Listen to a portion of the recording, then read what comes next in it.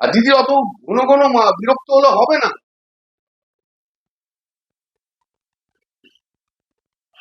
দিদির যদি মনে হয় অভিষেক এসে বসে আছে কেন, এটা যদি দিদি বিরক্তের কারণ হয়, তাহলে আমাদেরকে ছেড়ে দেওয়া ভালো। অভিষেক নিয়ে থাকুক।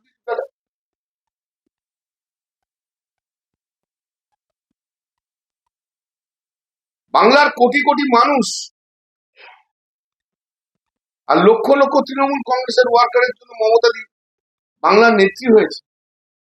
কোন রক্তের সম্পর্কের লোকের জন্য বাংলার নেত্রী হননি। এবং সেই লড়াইয়ের দীর্ঘকালের সাথী আমি। ওখানে যারা ছিল তাদের মধ্যে শোভনদা আর আমি হচ্ছে ওল্ডেস্ট। দিদিকে সম্মান করি, দিদিকে ভালোবাসি বলেই তো রাজনীতিটা করেছি, তো আমি আপনাদের বলে উচিত। কিন্তু আজকে পশ্চিম বাংলার মানুষের যে দুর্দশা, দুঃখ, তার জন্য লড়তে হবে। একদিনে একটা মিটিং এর লোক থেকে তো উঠলে পড়লে হবে না। এই লড়াইকে সামনে নিয়ে যেতে হবে, গণতন্ত্রকে বাঁচাতে হবে।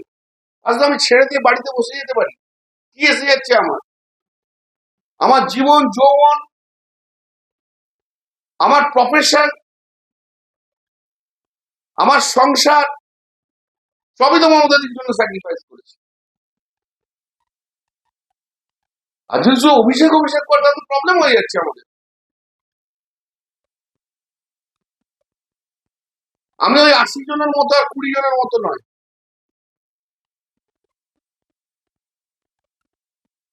মানুষও আমাকে ভালোবাসে, এটুকু মানে নিতে হবে সবাই। এটা কারোর কোনো হিংসার কারণ নেই। আমার জায়গায় চলে যাচ্ছে, এটি যদি কেউ ভাবে তার শেষ, এমনিতেই শেষ হয়ে যাচ্ছে। মানুষও জানে আমি লড়াই করি, বিজেপির বিরুদ্ধে লড়াইটা আমি করব এবং দলের থেকে করব। এদের মতো আমি নই যে 80 জন চলে গেছে বা 20 জন চলে গেছে, দরকার হলে দলের মধ্যে ঝগড়া করেও করবো। আমিও কাল থেকে অনেক টেক্সট পাচ্ছি, অনেক মেসেজ পাচ্ছি, অনেক ফোন পাচ্ছি, দাদা দল ছেড়ে যাবেন। আমি ছেড়ে যাবো কেন? কিন্তু দিদিকে বুঝতে হবে। দিদি যদি এখনো না বুঝতে চায়, তাহলে দিদি দল তৈরি করেছে, দিদি দল শেষ করবে, আর কিছু বলার নেই। আগামী দিন মানুষ বিচার করবে।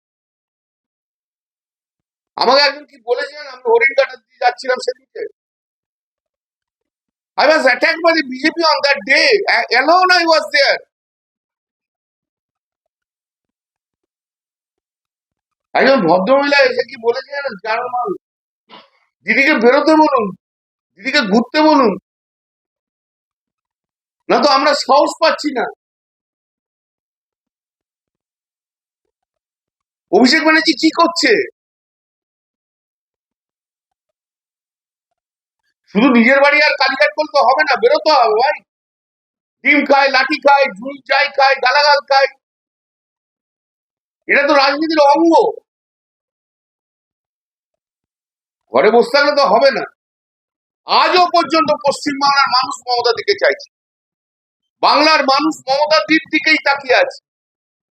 মমতা দির জন্য লড়াই করতে আমি প্রস্তুত আছি, কিন্তু দিদিকেও বুঝতে হবে বাস্তবটা কি।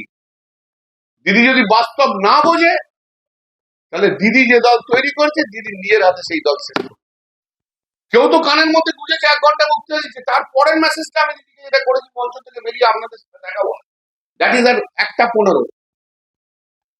তাহলে 12:35 মেসেজ করেছি, তার 5 মিনিট পর বসে, তারপরে আপনারা দেখে তর্ক বিতর্ক করছে, তারপরের মেসেজটা হচ্ছে 1:15। তাহলে কত বলবো? আর দিদি এমনি এমনি করে ঘড়ি দেখালেই হয়ে যাবে? 1 ঘন্টা ধরে বলছি, 1 ঘন্টা ধরে বলছি, মেনে নেবো আমি? আমি দিদিকে ভালোবাসি, দিদিকে শ্রদ্ধা করি, দিদির জন্য সবকিছু করতে রাজি আছি, কিন্তু দিদিকেও রিজনেবল হতে হবে।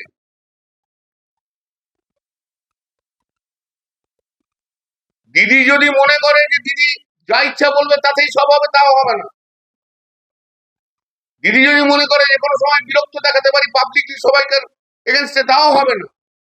আর দিদি যদি মনে করে অভিষেক আর ডেরেক যা বলবে তাই তাও চলবে, তাতেও হবে না। যে লড়াই করে তাকে স্বীকৃতি দিতে হয়, সর্বসমক্ষে সেই স্বীকৃতি দিতে হবে।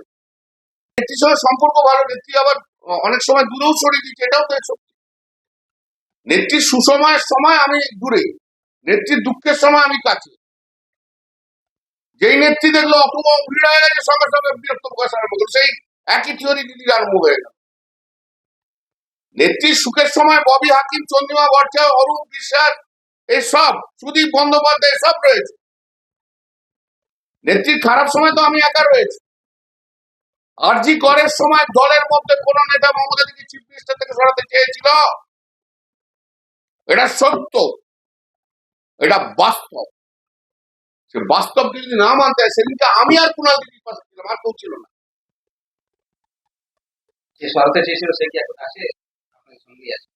সে তুমি ধরে নাও, যা আছে আগে তুমি বুঝে নাও। সব কথা তো আমাকে বলতে হবে, আমি তো কোনো কথা বলেননি। যাদের চাই যে চিফ মিনিস্টার হওয়ার শখ ছিল তারা।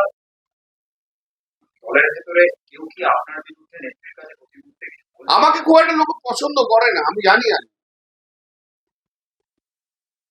কিন্তু আর সমস্ত রাজনৈতিক দল আমাকে পছন্দ